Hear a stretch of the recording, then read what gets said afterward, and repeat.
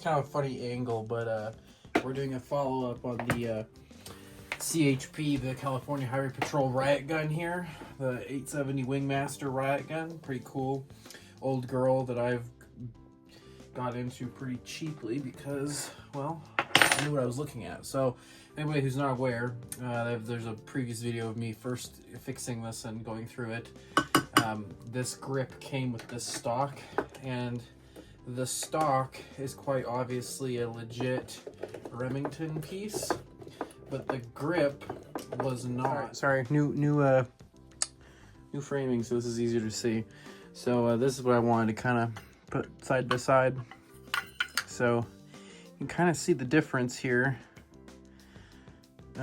You can see that this is maybe a little oversized because who knows how they modeled this. It came off of an airsoft gun. It's been modified to function with those parts, but you can see the seam line right there. This is not the same thing. This is completely reinforced in here. You can see the tolerances on these, how loosey-goosey that is versus this is super stiff, does not let it go in and out. I still think that this is an original button. It might not be, it might just be an airsoft button, but I did put a new one of those little clips on there, so I think it might be an original button. So anyway, I just think that sits down there lower. You can see how much more that one sticks out compared to that one, and I think it's because this is a bigger, yeah, it's like more material, it seems like. Let's see. It's pretty darn close, actually. Yeah, it's probably why this one got me. This one got me pretty good in terms of just knowing it was an airsoft bit. So the other thing that should also be different is the screw on this one. I had to use a 3-inch stainless steel bolt / screw on the airsoft one versus the original one should use this original hex head nut or screw. So yeah, we're gonna put this back together now. So let's see, it should fit nicely, and get it all lined up here.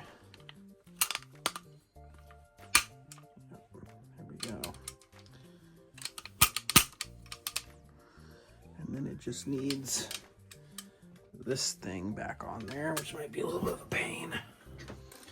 All right.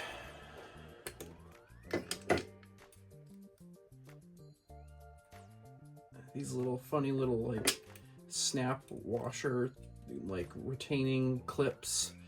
I think they're called quick clips, or there's a name. They have an actual proper name, but they are definitely not like, you don't want to constantly be taking them on and off because you can't stretch them out. It's why I had to replace the original ones already once. There we go.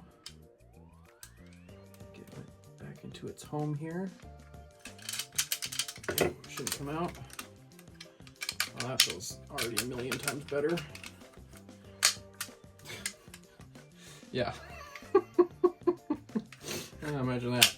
An actual gun part instead of an airsoft part. So the other thing I wanted to, that was really curious about this to me, was the fitment on this airsoft one. If we stuck it on there, you can see how when it was fit on there the way it wanted to sit on there, how much this isn't supporting. Make sure I'm actually in frame here. Yeah, it isn't supporting the receiver very well. You can kind of see in here the receiver kind of hangs off that grip.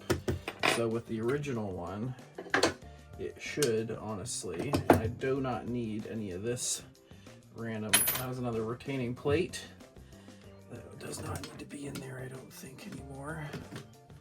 So now this one can go on there and here, right? Like that's easy.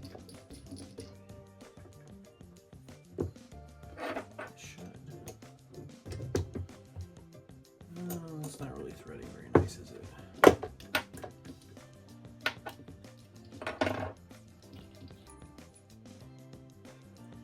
Make sure I didn't screw with those threads at all. I have two.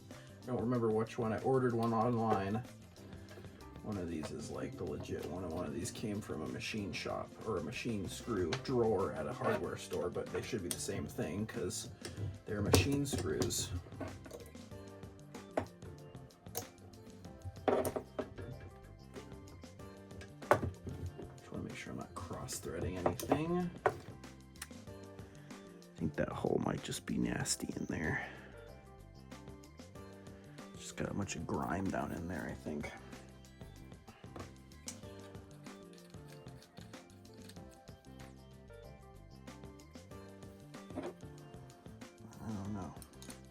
Not screwing the threads up or anything. I think it's just gross.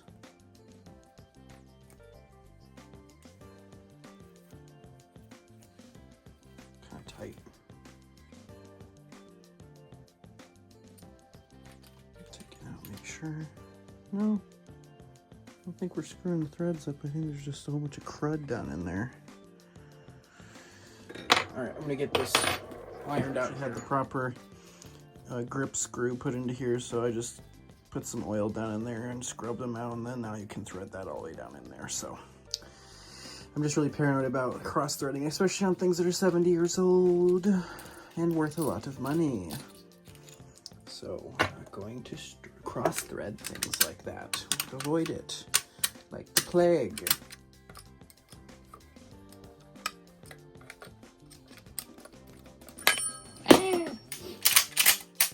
Works. And now this thing has its actual original pistol grip, which is cool.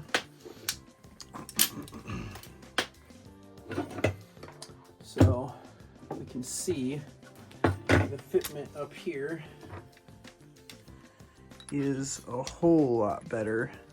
That receiver isn't totally falling off the edge of the pistol grip, because this whole grip, this one, right, it sat quite a considerable higher up this direction.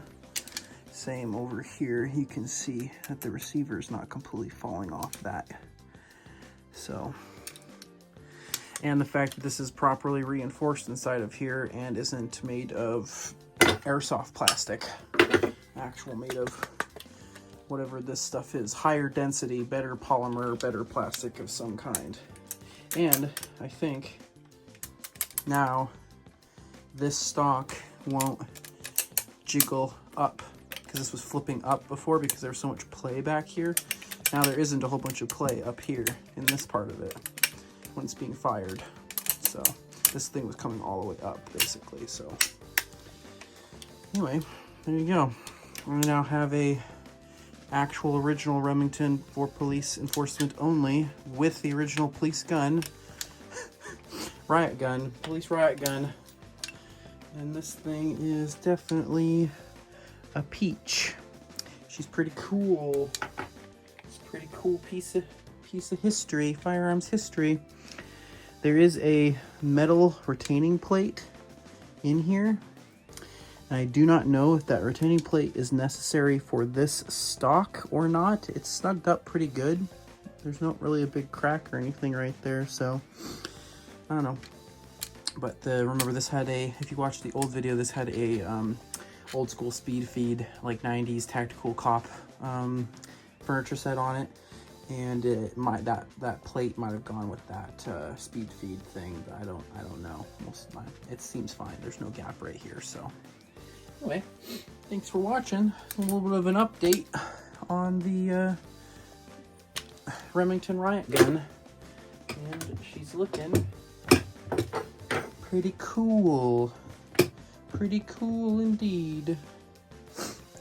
Looking a little bit more accurate now that everything's actually an original part and not airsoft.